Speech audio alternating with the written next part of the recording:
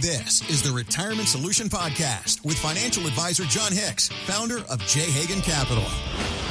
You need to start scaling back your risk 3 to 5 years out from retirement. Oh, wait. 10 to 15 years from retirement. Hold on, which one is it? This is a broad spectrum. It is a pretty broad spectrum. Right. And here we are. Let's unpack it. This is Jon Hicks, financial advisor, founder of J. Hagan Capital, host of the Retirement Solution, here to share with you insight on ways to better prepare for your financial future. I'm Heather Branch, here to ask Jon things that I see on the internet or hear from other people. I'm bringing it. I'm on behalf of you, dear YouTube watcher or podcast listener. I'm here for you. Hey, Jon, read this thing. What's up? Yeah, no, it's interesting. So for years and years and years, we always heard 3 to 5 years before you get ready to retire. Yep. You just want to make sure that some major drawback, some major market blow, some major black swan event doesn't cause you to not be able to retire at the right time. So 3 to 5 years has historically been the standard. And lo and behold, all of a sudden, here comes a study. Was it Kiplinger that did this? Kiplinger.com. Kiplinger did a study. Yep. Yeah. So Kiplinger did a study and they say, okay, hold on, wait a minute. I know we've been talking about 3 to 5 years, but maybe we need to talk like 10 to 12 years out, right? Yeah. And it's kind of like all of a sudden, but it did make me pause. And I did read the article and I went through all the background information and there is a case to be made. First of all, let's do this. Yeah. There is a case to be made for early risk reduction, especially if interest rates are as high as they've been. So I'm wondering if this piece is not going to be a little bit of period specific, because right now, at least the Fed just changed rates. But here recently, we've had really great interest rates. If we wanted to lock in some safe money and maybe get 5, 6, 7, even 8% with relative safety. You can do that, of course, with money markets. You could have gotten close to 5, 6 or 7% on structured notes or principal protected notes. I saw some annuities out there not long ago that were paying 7 or 8 or 9% for income distributions for people. Those are rates that we have not seen ever, at least in my nearly 25 years in the industry. Tenure, Those were crazy rates. So you could make a case and say, hey, if you pull back risk early, look at all these great things you can invest in. Those aren't that far off from long-term market returns. Now, having said that, I think it's really dangerous, especially when we look at inflation rates and what they've been doing, right? So the last administration, we had hyperbolic inflation. Why do we have that? Well, because of COVID, right? And that wasn't the last administration's fault, but we had COVID issues and those caused everyone to clamp down. It caused all kinds of production nightmares, supply issues, demand issues, and that caused this whole system on the cogs to get all messed up, right? And then all of a sudden we have free flow of money going into the system and it causes prices to skyrocket out of control. You put that on top of a free money situation where the Fed had interest rates basically at zero for so long and hookah, you have crazy inflation. That's what we've had. Yeah. So that's why in 2022, the Fed increased all of these interest rates. They increased them up to the highest that they've ever gone. I think it was the second fastest ever in the history of the country that interest rates went up that far, that fast. And what did that cause? Well, it caused inflation to slow down, which has been positive, but the markets have done nothing but gone up since then, which is really interesting. Okay. So what I think this Kiplinger article was trying to suggest is, listen, we may be entering a portion of the economy where the markets may not perform as well as we would love for them to do. Why? Because they've come up so far so fast. But because interest rates are still pretty good, maybe you can take some risk off the table and do okay. And I'm just very nervous about that. And a few reasons for that. But the main reason is because of inflation. Because what we're seeing right now, the Fed is not reducing interest rates because inflation is truly tamed. They're reducing interest rates because we have a job issue in the United States. We basically have a jobs recession already. One of the studies that I recently read talked about Stanford graduates with a better than B average unable to find initial positions out of college.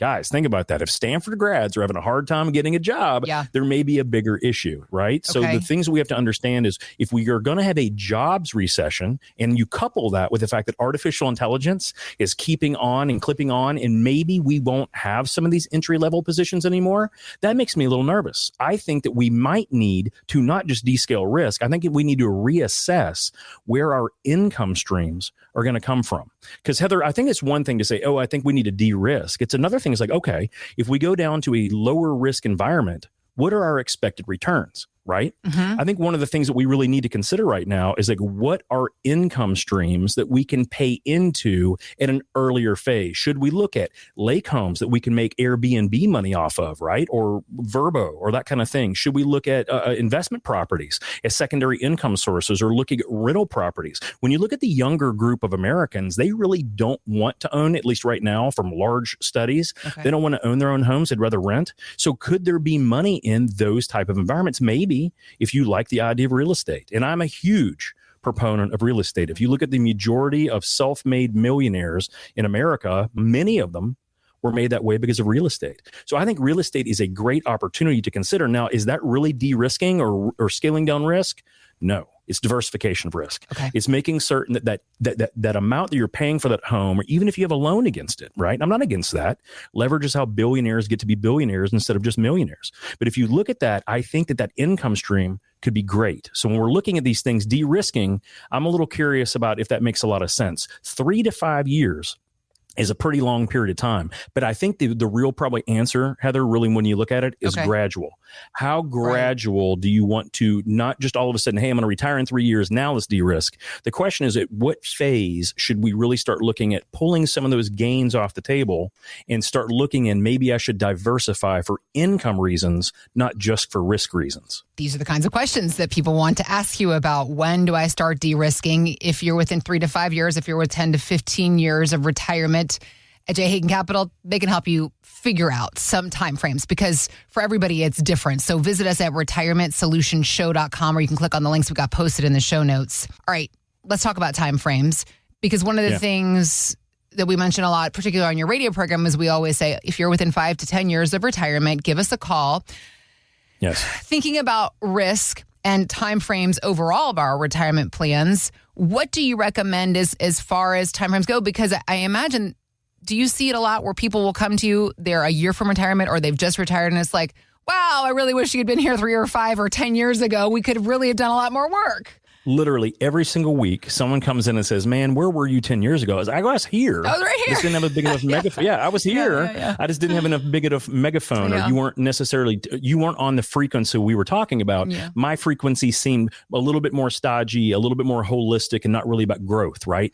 Because one of the things, Heather, that we fight with every day in our office is human psychology, right? The stock market has been on a tear. Nvidia is through the roof. Apple is making more profits than they have in a long period of time. Microsoft looks good. Google is got over this class action suit that they had with other things. Everything appears, at least the stuff that we hear about all the time, cryptocurrency, everything looks so good. And if we've had some money in that, we've made fortunes.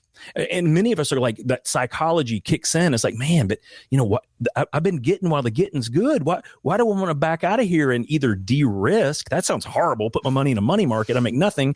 But my whole thing is like, maybe you don't de-risk. Maybe you just take some of that. Let's be honest, guys. There's a lot of luck. I know there's a lot of NVIDIA geniuses out there. I own quite a bit of NVIDIA because it's come up so much, but I'm not going to lie to you. I bought 20 other stocks at the same time. None of them did as well as NVIDIA. So I'm going to be very honest and say there's a good bit of luck that happens there. And also, is everybody that's bragging about NVIDIA being as honest as you are, John, about it's like all this money I made off NVIDIA. Okay, what else did you buy in the meantime that you've lost on? A lot of people wouldn't be honest like because that. I fight with my own psychology every day. And it's like, should I pare a little bit of that back? Should I just take a 5% reduction in that? Maybe, knock off and only the capital gains rate and then put it in something else. Should I maybe look at another condo to rent out or something like that? I think about this stuff all the time and I fight it internally myself. So the real thing is that what I've discovered is that most times that we're having those internal demons and angels fighting, it's really just a lack of a game plan. So in my own portfolio, I do not manage my own investment portfolio. I've done this for 25 years. I have 3 master's degrees, mostly in finance and mathematics. And I do not manage my own money because my emotions ruin me. They've done it nearly every single time. From investing stuff for my kids to anything, I am not great at it because my psychology gets in the way of the truth, which is, hey, you just destroyed that. You get 400% returns. Let's take at least 25 to 30% of that off the table. Now, here's the point. I don't think you have to de-risk it completely. Just diversify it. And what did I do? I bought real estate. And what did I do with that real estate? I made an income stream out of it. And in a few years, that real estate will be paid for. Hopefully, it's still producing a positive income for me that my family can utilize whenever we want to. And we're not able to use it, we can have that income from it. There's great gurus out there that talk about real estate investing all the time. I listen to them.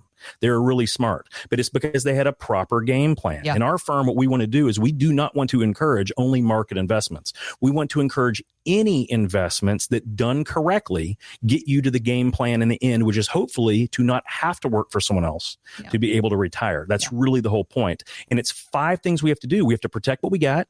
We got to create an income stream for it so we can retire.